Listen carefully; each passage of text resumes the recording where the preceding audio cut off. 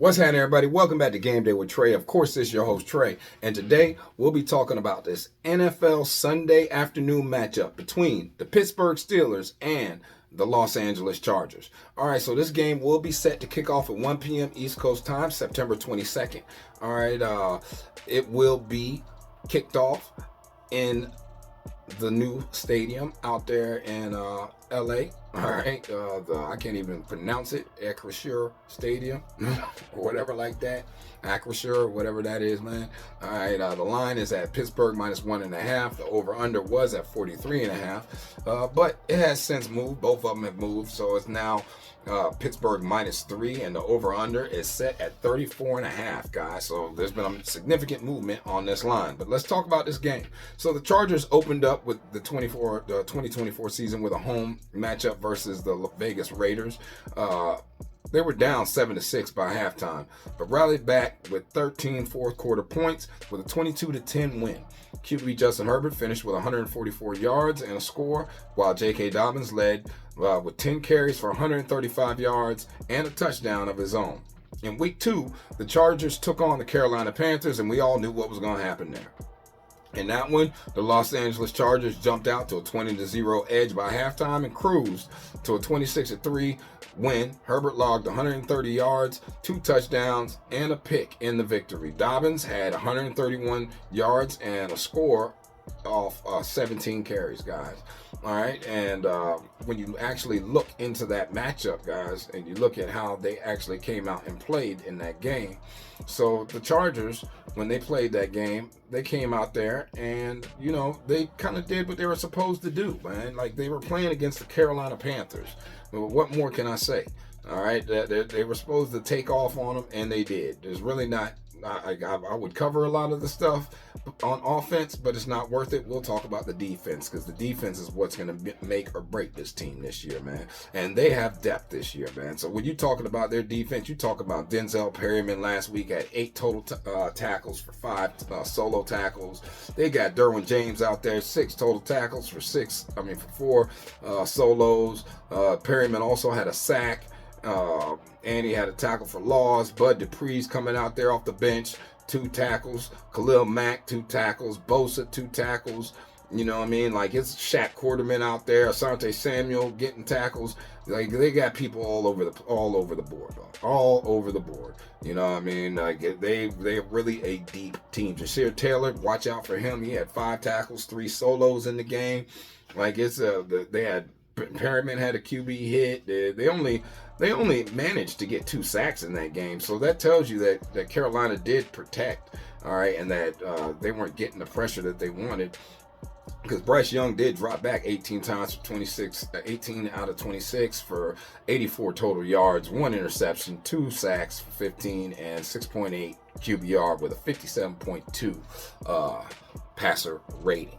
All right, so when we get back and we look at how these teams are, man, let's look at Pittsburgh real quick. So over on the Steelers side, they played the Atlanta Falcons in their first game of the year. Pittsburgh posted points in every quarter during the 18-10 victory. It's just they kicked 6 field goals. All right. Justin Fields went 17 for 23 for 156 yards. George Pickens caught 6 balls for 85 yards, and Najee Harris had 70 yards on 20 carries. In week 2 versus the Broncos, the Steelers were up by 13 by the end of the third quarter and held on for a 13-6 victory. Fields had 117 yards and a touchdown this time. Leading the rush was Najee Harris with 69 yards on 17 carries. This is a slobber knocker game, guys. This is one of those games where there's going to be a lot of running the ball,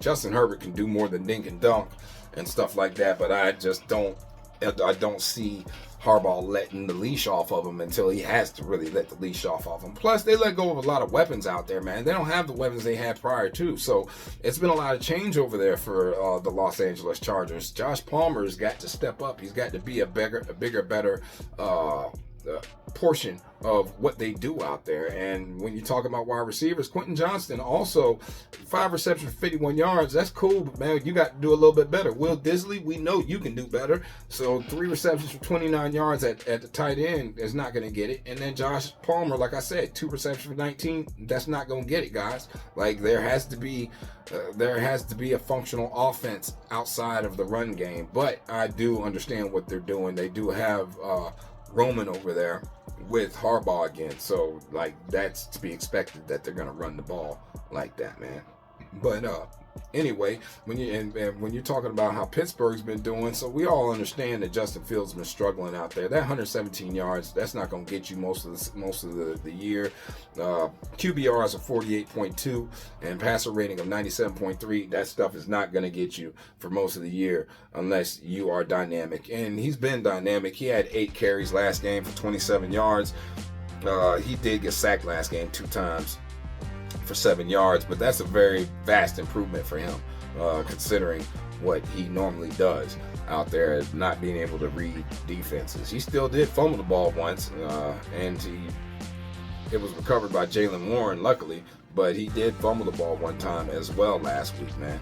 You can't talk about Pittsburgh without talking about their defense. They are biting out there. They got Patrick Queen out there. He's making tackles, 4 tackles last week. TJ Watt, 3 tackles and a sack last week, and 2 tackles for loss. Mika Fitzpatrick leading it out there with 7 tackles. Deshaun Elliott, 9 total tackles, guys. Like, they got some dogs out there that's doing what they're supposed to do as far as defensively is concerned. Joey Porter Jr. had 2 tackles. He did have a pass defense as well, and that's kind of what you want to see from a young corner out there, guys. So at the end of the day, that Pittsburgh defense is doing what it's supposed to do right now, man. Because when you look at the injury report right now for these 2 teams, Hayden Hurst is still questionable at this tight end for Los Angeles Chargers. He's still hampered with that ankle injury. But Joey Bosa, he's always hurt. He's questionable with battling that hip injury. Uncertain if he'll be out there. I expect to see him.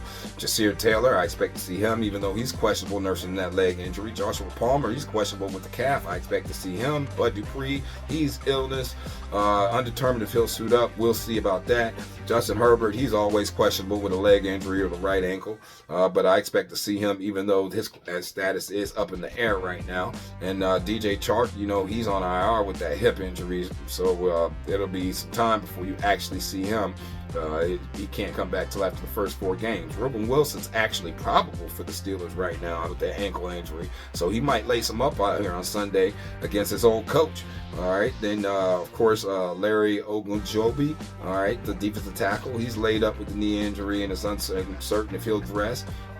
All right. You got Russell Wilson still questionable. Calvin Austin III, he's undisclosed injury and he's questionable.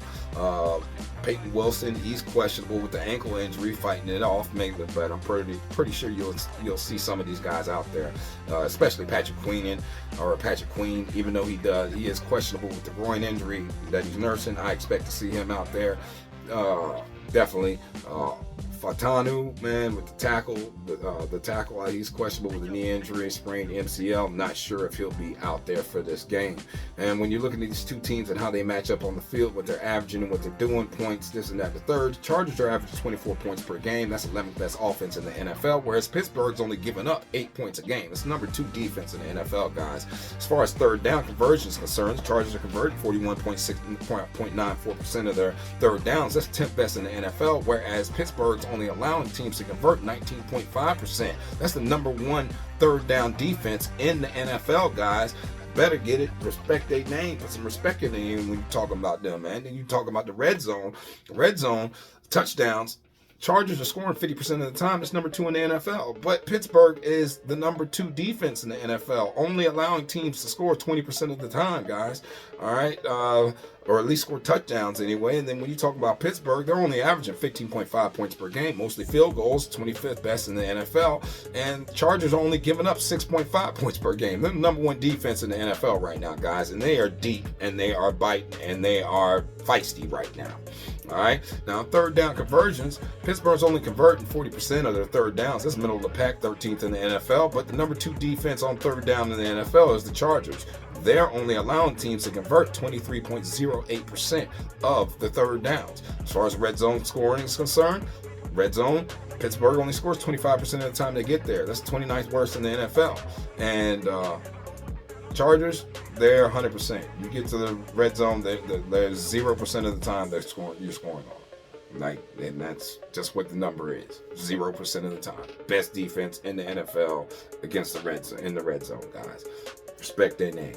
All right, understand what they're doing out there, man. They are playing some defense. That's why this line has gone down to that 34.5 or 34 that it's at right now. This is a slobber knocker. This is a true slobber knocker throwback football game with two throwback coaches that I expect to see a battle out there, man. Both teams are 2-0 coming into this game. Against the spread, both teams are 2-0. Doesn't matter the situation. And over-under, both teams have had nothing but unders because they are the best defenses in the NFL statistically right now as far as points per game. So, when you're looking at this matchup and you're looking at these two teams, man, each of the Chargers' last 8 Sunday games have gone under the total points line. 7 of the Steelers' last 8 games as favorites following a road win have gone under the total points line, and 4 of the last 5 Sunday games at Acrisure Stadium have gone under the total points line. Last 10 times these teams have been out here, the Chargers are 3-7 going back to last season. They're 4-6 against the spread, and they're 2 to the over, 8 to the under in their last 10 games. However, they are 2-0. They're starting off this season, guys, and the defense has been biting since last year, December 31st. They haven't allowed more than 16.6 since then, guys. So take that how you will. That defense is coming through, man. Then when you look at Pittsburgh is 6-4 straight up in their last 10, 6-4 against the spread, 5 to the over, 5 to the under in the last 10 times that they've been out there on the field. Of course, you know they're 2-0 this season, and they've only had unders this season, guys. Head to head, Pittsburgh runs this 5-4 straight up. The Chargers run it 5-4 against the spread, and it's been 5 to the over, 4 to the under in their last 9 times that they have played. They last met back on 2021. The score was 41-37. It ain't gonna be like that this time, guys. Do not expect to see lightning bolts out here putting up points and everybody putting up points. That is not gonna go down this week, man. All right, so when you're talking about trends and how these two teams have been trending so far, all right, just to give you a little something, the Los Angeles Chargers have hit the third quarter game total under in 13 of their last 17 games. Pittsburgh has covered the second half spread in 12 of their last 17 games. The Chargers have hit the second quarter game total over in 6 of their last 8 away games, and the Pittsburgh Steelers have scored last in 7 of their last 8 games at home. Pittsburgh Steelers have also hit the fourth quarter money line in 6 of their last 8 games at home. Los Angeles Chargers have hit the fourth quarter game total under in 6 of their last 8 away games, and the Pittsburgh Steelers have scored first in 9 of their last 13 games. The Chargers have hit the second half money line in 3 of their last 5 games. And the Pittsburgh Steelers have only hit the second quarter money line in 4 of their last 19 games, man. The Chargers have also scored first in 10 of their last 16 games, all right? And the Chargers have hit the first quarter money line in 5 of their last 9 away games, whereas Pittsburgh, they've only covered the first half spread in 7 of their last 22 games, guys. All right? So, when you're looking at this game, man, I got to just be honest with you. I'm leaning towards the Chargers, all right? LA's posted another strong effort in a win in Carolina. They did what they were supposed to do last weekend. The offense came up with 349 total yards, 219 rushing, 21 first downs.